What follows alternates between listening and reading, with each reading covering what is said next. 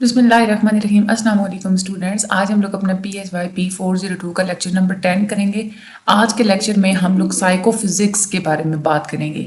साइकोफिज़िक्स की पहले थोड़ी सी हिस्ट्री, उसकी इंपॉर्टेंस, इसमें कुछ इंपॉर्टेंट डेफिनेशंस हैं जिनको समझना आपके लिए बहुत ज़्यादा ज़रूरी है। आज का जो लेक्चर है इसमें आपकी तमाम तर डेफिनेशंस की जब बेस पक्की हो जाएगी तो अगले जितने भी लेक्चर्स हैं उनको समझना आपको आसान हो जाएगा। MCQs इसमें से बहुत ज़्यादा आते हैं क्योंकि इसमें डेफिनेशन ज़्यादा है। तो जैसे जैसे आगे आती हैं डेफिनेशंस वगैरह, जो मैंने ग्रीन हाईलाइट किया हुआ था ये आपकी डेफिनेशंस होती हैं, ठीक है। और जो येलो होता है वो पॉइंट्स होते हैं जो कि आपने छोड़ने नहीं होते, करने होते हैं। और पिंक जो होते हैं वो कुछ ज़्यादा इंपॉर्टेंट होते हैं, जैसे किसी डेफिनेशन की इंपॉर्टेंस एक्सप्लेनेशन है तो वो चीज़ें मैंने हाईलाइट पिंक किया हुआ होता है। और बाज़ दफ़ा ऐसे होता है कि कोई ऐसा MCQs आ जाता है जो बहुत ज़्यादा रिपीटिंग होता है तो मैंने उसको ब्लू हाईलाइट किया हुआ होता है, ठीक है। हम लोग चलते हैं अपने आज के लेक्चर की तरफ। साइकोफिजिक्स क्या होती है? साइकोलॉजी की वो ब्रांच जिसमें हम लोग फिजिकल जो हमें स्टिमुलस मिलता है अपनी इन्वायरमेंट में से या हमारे इंटरनल परसेप्शन से या जो भी किसी भी किस्म का जो स्टिमुलस मिलता है उस स्टिमुलस के दरमियान और हमारे माइंड के अंदर जो एक प्रोसेसेस चल रहे होते हैं, फिनोमेना चल रहा होता है या जो हमारे एक्सपीरियंसेस चल रहे होते हैं उनके दरमियान एक रिलेशनशिप को डील कर रहा है साइकोफिजिक्स। इसमें असल में हम लोग ये देखते हैं कि मुख्तलिफ किस्म के जो भी इवेंट्स वगैरह पाए जाते हैं उनकी तरफ हमारा जो साइकोलॉजिकल रिएक्शन होता है, हमारी नफ्सियाती तौर पे हम कैसे रिएक्ट करते हैं, उसकी डिटर्मिनेशन को हम लोग साइकोफिजिक्स बोलते हैं। इसमें सबसे पहले तो कुछ टेक्निक्स बताई गई थी कि इंटरनल इम्प्रेशंस यानी कि हमारे अंदर जो हमारी नफ्सियात पे किसी चीज़ के जो इम्प्रेशंस पड़ते हैं वो, और एक्सटर्नल वर्ल्ड यानी कि जो बाहर की दुनिया है, इनके दरमियान एक रिलेशनशिप को मेजर करने के लिए जो टेक्निक्स वगैरह बनाई गई थी वो साइकोफिजिक्स में आती हैं। इसमें एडविन जी बोरिंग थे, उन्होंने ये टेक्निक्स बताई थी और उनके जो मेथड्स थे उनके मेथड्स को इस्तेमाल करते हुए उन्होंने हमें ये बताया था कि जो डिफरेंट किस्म के स्टिमुलस होते हैं ना उनकी इंटेंसिटी भी डिफरेंट होती है। किसी की इंटेंसिटी कम होती है, किसी की इंटेंसिटी ज़्यादा होती है। तो इंटेंसिटी के मुताबिक हम लोग जो नफ्सियाती तौर पे जज करते हैं चीज़ों को, जो हमारी साइकोलॉजिकल जजमेंट्स होती हैं, उन्होंने वो शो करवाई थी अपने मेथड्स के थ्रू। और हमारी स्टिमुलस के बारे में जो एक सेंसरी मोडालिटी होती है, अब सेंसरी मोडालिटी का क्या मतलब है ये हम लोग आगे चल के पढ़ते हैं। इस चीज़ को मेजर करने के लिए उन्होंने कुछ टेक्निक्स वगैरह बनाई थी। साइंटिस्ट मुख्तलिफ किस्म की साइकोफिजिकल टेक्निक्स को इस्तेमाल उन्होंने किया था और उन्होंने सबसे पहला मैथमेटिकल लॉ बनाया था साइकोलॉजिकल फिनोमेना के अंदर। इसमें हमें एक बहुत ही प्रोमिनेंट नाम देखने को मिलता है, दैट इज़ गुस्टाव फेशनर। गुस्टाव फेशनर ने पूरा एक साइकोफिजिकल मेथड इन्होंने फॉर्मलाइज करवाया था और उस मेथड के थ्रू हम एट्रीब्यूट्स को मेजर करते हैं। हमारी इस दुनिया में जितने भी पाए जाने वाले एट्रीब्यूट्स होते हैं उनको हम लोग मेजर करते हैं। कैसे मेजर करते हैं? साइकोलॉजिकल वैल्यूज़ की मदद से हम लोग उसको मेजर करते हैं। यानी कि हमारी नफ्सियात पे किसी चीज़ का कितना असर पड़ता है उसके मुताबिक हम लोग एट्रीब्यूट्स को मेजर करते हैं। साइकोफिजिक्स का बड़ा एक प्रोमिनेंट यूज देखा गया था कि इसको जो सिंपल सेंसेशंस होती हैं, जैसे कोई ब्राइटनेस है, आप ब्राइटनेस को महसूस कर रहे हैं, आपने ब्राइटनेस को सेंस कर लिया, तो ऐसी चीज़ों को मेजर करने के लिए साइकोफिजिक्स का ही इस्तेमाल किया जाता है। फेशनर और उसके जितने भी दूसरे रिसर्चर्स थे उन्होंने ये कंक्लूड किया था कि हमारी प्राइवेट इंटरनल जजमेंट्स जो भी होती है, किसी चीज़ को हम लोग कैसे जज करते हैं, उन जजमेंट्स को हम लोग एक्यूरेटली मेजर कर सकते हैं। साइकोफिजिसिस्ट साइकोलॉजिकल एट्रीब्यूट्स को बिल्कुल वैसे ही मेजर करते हैं जैसे फिजिसिस्ट जो होते हैं, जो कि फिजिक्स को डील करते हैं, वो मेजर करते हैं। अब साइकोलॉजिकल एट्रीब्यूट्स के अंदर आ जाते हैं चीज़ की ब्राइटनेस, कोई चीज़ कितनी ऊंची, उसकी आवाज़ कितनी ऊंची है, लाउडनेस, हैवीनेस, कोई चीज़ कितनी भारी है, पेन, ये सारी हमारे साइकोलॉजिकल एट्रीब्यूट्स के अंदर आ जाती हैं। लेकिन फिजिकल एट्रीब्यूट्स के अंदर आ जाता है लाइट की इंटेंसिटी, लाइट की कितनी शिद्दत है, ऑडिटरी इंटेंसिटी, आवाज़ की कितनी शिद्दत है, उन चीज़ों को हम लोग फिजिक्स में डील करते हैं। अच्छा, यहाँ पे आप लोगों को जो है ना वो बता भी है। अच्छा, फिजिकली देखने की जो हमारी शिद्दत है, कोई चीज़ हमारी आंखों में कितनी शिद्दत से चुभ रही है उसको हम लोग क्या बोलेंगे? Psychological brightness. Physical auditory intensity, कोई चीज़ अगर सुनाई दे रही है तो उसकी कितनी शिद्दत है, इसको हम लोग क्या बोलेंगे? Psychological loudness. कोई चीज़ कितनी भारी है, इसको हम लोग क्या बोलेंगे? Psychological heaviness. कोई चीज़ जो इलेक्ट्रिकल इंटेंसिटी है, यानी अगर आप लोगों को बिजली का कोई झटका वगैरह लगता है तो उसको हम लोग क्या बोलेंगे? साइकोलॉजिकल पेन बोलेंगे। मैग्नेटिक सेंसेशंस, सेंसेशंस क्या होती हैं? आपकी 5 सेंसेस होती हैं ना, 5 सेंसेस के थ्रू आप चीज़ों को सेंस करते हैं, तो उसको हम लोग बोलते हैं सेंसेशन। सेंसेशन वैसे डिफिकल्ट होती है मेजर करना, क्योंकि ये कोई पब्लिक मेजरमेंट नहीं होती। लाइट की इंटेंसिटी कितनी है, वेट कितना है स्टोन का, ये तो एक पब्लिक मेजरमेंट्स होती है, इसको तो आप लोग इजीली मेजर कर सकते हैं। लेकिन सेंसेशंस को मेजर करना आसान नहीं होता, वो बहुत ज़्यादा डिफिकल्ट होता है। और हमारी जो इंटरनल जजमेंट्स होती हैं किसी चीज़ के बारे में, वो सेम वैसी नहीं होती जितनी कि हमारी फिजिकल एनर्जी की अमाउंट होती है, जो कि हमारी सेंसरी ऑपरेटर्स को इन्फ्लुएंस कर रही होती है। मतलब क्या है इसका? अब जैसे फॉर एग्जांपल फिजिकल एनर्जी है, आप किसी चीज़ के ऊपर बहुत ज़्यादा एनर्जी लगा के उसको धकेलते हैं, कोई भी ऑपरेटर्स को, उसके ऊपर तो हमें पता चल जाएगा कि आपने कितनी एनर्जी लगाई, यानी कि कितना आपने उसके ऑपरेटर्स को धकेला, वो उसका वेट वगैरह, वो फिजिक्स में आप लोग उसको तो कर सकते हैं। इंटरनली आप लोग उस चीज़ को कैसे जज करें, वो एक डिफरेंट चीज़ है, वो सेम चीज़ नहीं है। अच्छा, अब यहाँ पे कुछ और इम्पोर्टेंट कंसेप्ट हैं। अच्छा, यहाँ पे उन्होंने बताया हुआ है कि साइकोफिजिक्स की इंपॉर्टेंस क्या है, इम्प्लीकेशन क्या है। सपोज एक डेंटिस्ट है, वो चाह रहा है कि वो पेन को ज़्यादा टॉलरेबल बनाए, और ड्रग्स के बगैर ही वो पेन को टॉलरेबल बनाना चाह रहा है। अब पेन अगले बंदे को कितना हो रहा है ये आपको कैसे पता चलेगा? डेंटिस्ट की चेयर पे बैठे हुए इंसान का जो बिहेवियर है उससे आप अंदाजा लगा लेंगे कि इंसान को कितना पेन हो रहा है। अब यहाँ पे एक एक्सपेरिमेंट ये किया गया था कि स्वीट स्मेलिंग ऑर्डर, यानी कि वो वाली खुशबू जो हमारे माइंड को बहुत ज़्यादा अच्छी लग रही होती है, उसकी वजह से कोई भी पेन ज़्यादा टॉलरेबल हो जाता है, हम उसको ज़्यादा अच्छे से बर्दाश्त कर सकते हैं। इसमें कोल्ड प्रेशर टेस्ट किया गया था। कोल्ड प्रेशर टेस्ट ये था कि इंसानों को ये कहा गया था कि उन्होंने अपने डोमिनेट हैंड, यानी कि जिस हाथ से वो सबसे ज़्यादा काम करते हैं, उसको, और जो हमारी फोर आर्म होती है, यानी कि कोहनी से आगे पर जितना भी बाजू है, इसको बिल्कुल ठंडे वाटर में डिप करके उन्होंने रखना था 4 मिनट के लिए, और उसका टेम्परेचर था 5 डिग्री सेंटीग्रेड। फिर उसके बाद सब्जेक्ट्स को ये कहा गया था कि उन्होंने पानी के अंदर हाथ तब तक रखना है जब तक वो पेन को टॉलरेट कर सकते हैं, ठीक है, यानी कि जब तक वो उस ठंड को जितनी देर बर्दाश्त कर सकते हैं उतनी देर आप लोगों ने हाथ पानी के अंदर रखना है। अब कुछ आधे लोगों को साथ में ना एक अच्छी सी खुशबू भी वहां पे फील कराई गई थी जब उनका हाथ ठंडे पानी में था, और आधे लोगों को वो खुशबू फील नहीं करवाई गई थी, ठीक है। अब देखा ये गया था कि वो लोग जिनको खुशबू फील करवाई गई थी उन्होंने 3 गुना ज्यादा टाइम तक ठंडे पानी में हाथ रखा था एज कम्पेयर टू दोज जिनको कोई खुशबू फील नहीं करवाई गई थी। इससे ये चीज़ साबित होती है कि जो स्वीट स्मेलिंग ऑर्डर होती है उससे पेन ज़्यादा टॉलरेबल हो जाती है। हमें एक 1-to-1 रिलेशनशिप नज़र आता है फिजिकल वैल्यूज़ में और साइकोलॉजिकल वैल्यूज़ में। ये आपका MCQs है कि फिजिकल वैल्यूज़ और साइकोलॉजिकल वैल्यूज़ में कौन सा रिलेशनशिप होता है, तो 1-to-1 रिलेशनशिप होता है। अब फॉर एग्जाम्पल एक लिसनर है, वो उसने आवाज को वो जज तो कर लेता है अगर आवाज दुगनी ऊंची हो, लेकिन जब दुगनी ऊंची आवाज उसको सुनाएगी तो उसका एनर्जी लेवल बहुत बढ़ जाता है, और उसका एनर्जी लेवल सिर्फ दुगना नहीं बढ़ता बल्कि 10 टाइम ज्यादा इंक्रीज हो जाता है, ठीक है।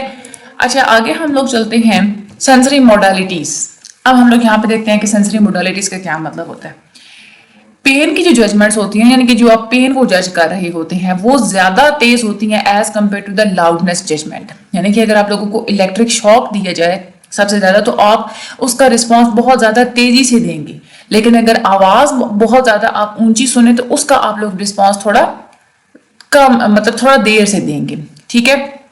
यही वजह है कि जो शॉक जो होता है ना उसकी वो ज़्यादा पेनफुल होता है किसी भी दूसरे जो स्टिमुलस होता है उनके मुकाबले में जो शॉक होता है वो ज़्यादा पेनफुल होता है। इसलिए शॉक की अगर इंटेंसिटी को इंक्रीज करना हो तो उसको 1 से 2, 2 से 3 इस तरह नहीं इंक्रीज किया जाता, बल्कि उसको 1/3 करके इंक्रीज किया जाता है। उसके बाद हमारे पास आगे सेंसरी मॉडलिटीज़ की यहाँ पे इन्होंने डेफिनेशन बताई हुई है। हर जो यूनिक तरह की सेंसेशन होती है इसको हम लोग बोलते हैं सेंसरी मोडालिटी। फॉर एग्जाम्पल, अब आप किसी चीज़ को टच करके फील कर रहे हैं, वो एक सेंसरी मोडालिटी है। कौन सी मोडालिटी है? वो टच वाली है। आप किसी चीज़ को देख के फील कर रहे हैं, वो सेंसरी मोडालिटी है विजुअल वाली, ठीक है। अब इसमें कोई भी सेंसरी न्यूरॉन सिर्फ एक ही मोडालिटी के लिए इंफॉर्मेशन कैरी कर सकता है। अब मोडालिटीज डिफरेंट होती है, कुछ सोमैटिक होती हैं, कुछ विस्करल होती है, कुछ बहुत ज़्यादा स्पेशल होती हैं। सोमैटिक सेंसेस के अंदर आ जाती हैं 3 तरह, बल्कि 4 तरह की सेंसेस आती हैं। Tactile sensations, thermal sensations, pain sensations and proprioception, ठीक है। टैक्टाइल सेंसेशंस में आ जाती है आप किसी चीज़ को टच करके फील करते हैं, चीज़ का प्रेशर, वाइब्रेशन, इचेस, दर्द, टिकल, गुदगुदी वगैरह या चिमटियाँ चलना, ये सारी चीज़ें आप लोगों की टैक्टाइल सेंसेशंस के अंदर आ जाती हैं। थर्मल सेंसेशंस में आ जाता है चीज़ को ठंडा या गर्म महसूस करना। पेन सेंसेशन यानी कि आप लोग दर्द को, तकलीफ को फील कर रहे होते हैं। एंड प्रोप्रियोसेप्शन का मतलब ये होता है कि आपके जॉइंट्स, आपके लिम्स, आपके अज़ा स्पेस में किस पोजीशन में है, ये जो आप लोगों को अवेयरनेस मिल जाती है, इसको हम लोग प्रोप्रियोसेप्शन बोलते हैं। तो ये सारी जो होती हैं चारों ये सोमैटिक सेंसेस के अंदर आ जाती हैं। दूसरी तरह की जो हमारी सेंसरी मोडालिटीज होती है वो होती है विस्करल सेंसेस। विस्करल सेंसेस ये होता है कि आपके अंदर जो मौजूद पाए जाने वाले इंटरनल ऑर्गन्स हैं उसकी कंडीशन के बारे में आप लोगों को इन्फॉर्मेशन जो मिलती है तो वो आप लोगों को विस्करल सेंसेस के थ्रू मिलती है। आपका जो मैदा जो है, जो स्टमक है आपका, वो उसमें अगर कोई मसला है या आपके इंटेस्टाइन में कोई मसला है, आपके पेट में कोई मसला है, तो वो जब लोगों को सेंसेशंस फील होती है वो आप लोगों की विस्करल सेंसेस के अंदर आ जाती हैं।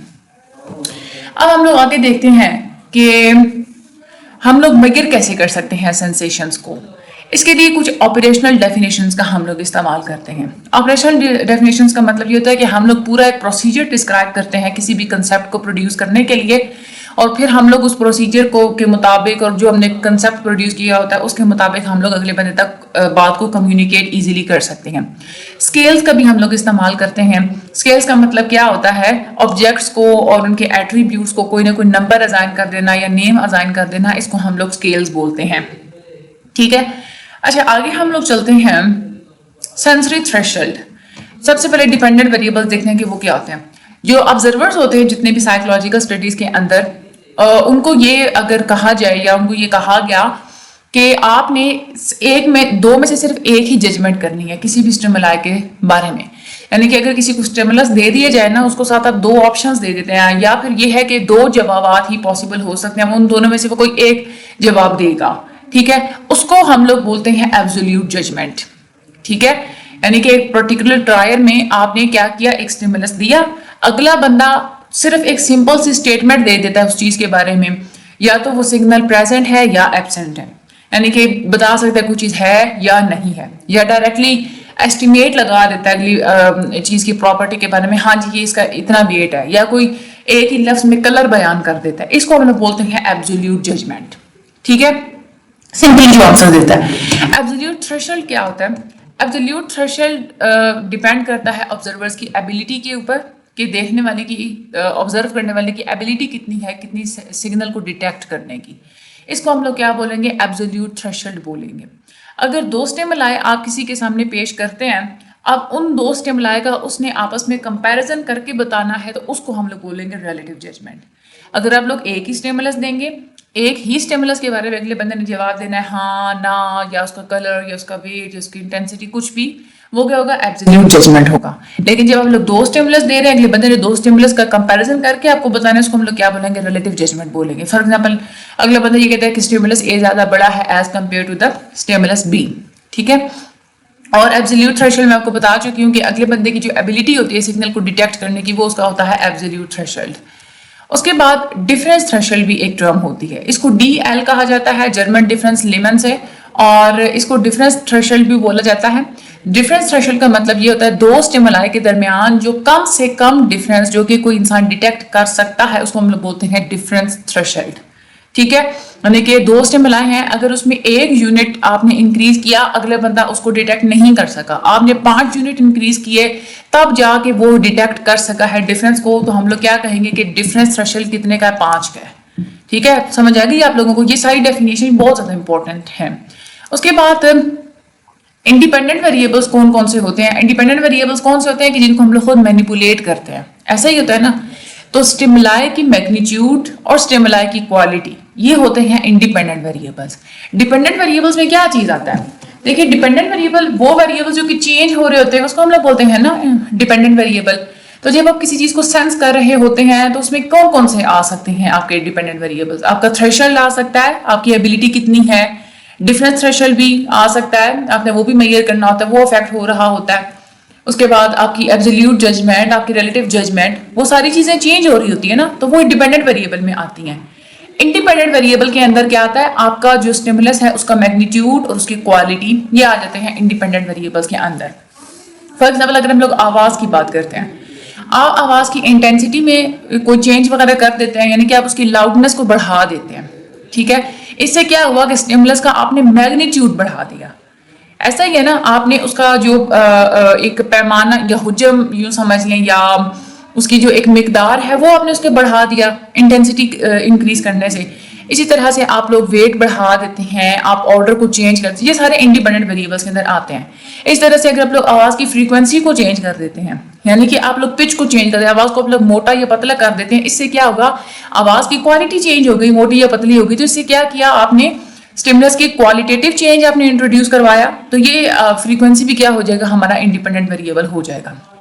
और भी मुख्तलिफ चीज़ें होती हैं, आप क्वालिटी के हिसाब से जजमेंट करते हैं, मुख्तलिफ किस्म के खानों में, मुख्तलिफ सिंगर्स के डिफरेंट स्टाइल्स में, वो सारे आप लोगों के डिपेंडेंट वेरिएबल के अंदर आ जाते हैं। आगे हम लोग बात करते हैं सेंसरी थ्रेशोल्ड। स्टिमुलस की वो इंटेंसिटी जो कि अगर आप लोग जितने, फॉर एग्जाम्पल अगर आप लोग 20 ट्रायल्स करवाते हैं, उसमें से 10 ट्रायल्स का जो रिस्पॉन्स है, 10 ट्रायल्स में अगले बंदे ने रिस्पॉन्स प्रोड्यूस किया है, तो वहां पे हम लोग उसको क्या बोलेंगे, सेंसरी थ्रेशोल्ड बोलेंगे, ठीक है। ये इंसान का वो कम से कम वो लेवल होता है जिसपे कोई इंसान डिटेक्ट कर सकता है चीज को।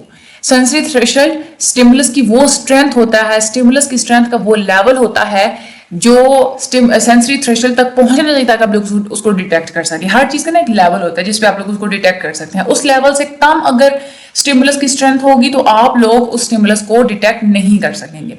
ये एक थ्योरेटिकल कंसेप्ट समझा जाता है साइकोफिजिक्स के अंदर। अगर तो स्टिमुलस सेंसरी थ्रेशोल्ड से कम होगा तो आप कोई भी चीज सेंस नहीं करेंगे, कोई सेंसेशन आपको फील नहीं होगी। स्टिमुलस आपके आउटसाइड द एनवायरनमेंट भी पाए जाते हैं और आप किसी भी इंसान की बॉडी के अंदर भी पाए जाते हैं। तो दो तरह के स्टिमुलाई होते हैं, environmental stimuli and attendant stimuli. Environmental stimuli कौन से होते हैं, एनवायरनमेंट के अंदर पाई जाने वाली हर वो चीज जिसको आप लोग परसीव कर सकते हैं उसको हम लोग बोलते हैं एनवायरमेंटल स्टिमुलस। और अटेंडेंट स्टिमुलस वो होता है जो कि मोमेंट टू मोमेंट चेंज होता रहता है। जब आपका नर्वस सिस्टम को कोई इंफॉर्मेशन मिलती है आपके सेंस ऑर्गन्स के थ्रू, तो आप उसको किसी न किसी इंफॉर्मेशन में कन्वर्ट कर देते हैं, तो वो आपका क्या होता है, अटेंडेंट स्टिमुलस। हम लोग कह सकते हैं कि एनवायरमेंटल स्टिमुलस में पाई जाने वाली, एनवायरनमेंट में पाए जाने वाले वो स्टिमुलस जिसकी तरफ आप तवज्जो देते हैं, फोकस करते हैं जिसके ऊपर, उसको हम लोग बोलते हैं अटेंडेड स्टिमुलस, ठीक है। यहाँ पे वो इन्होंने एग्जाम्पल पे दी हुई है कि बहुत ज्यादा स्ट्रेंजर्स हैं, उसमें से एक ऐसी शक्ल जो आपके दोस्त से मिलती जुलती है या आपके कोई दोस्त की शक्ल आप लोगों को नजर आ रही है तो आप उस पर ज्यादा अटेंशन देंगे, तो वो क्या होगा, आपका अटेंडेड स्टिमुलस होगा। अब यहाँ पे इन्होंने ये सारी डेफिनेशन अगठी आपको बता दी है। एब्सोल्यूट थ्रेशोल्ड क्या होता है, लोवेस्ट लेवल जिसपे आप लोग स्टिमुलस को डिटेक्ट कर सकते हैं वो होता है आपका एब्सोल्यूट थ्रेशोल्ड।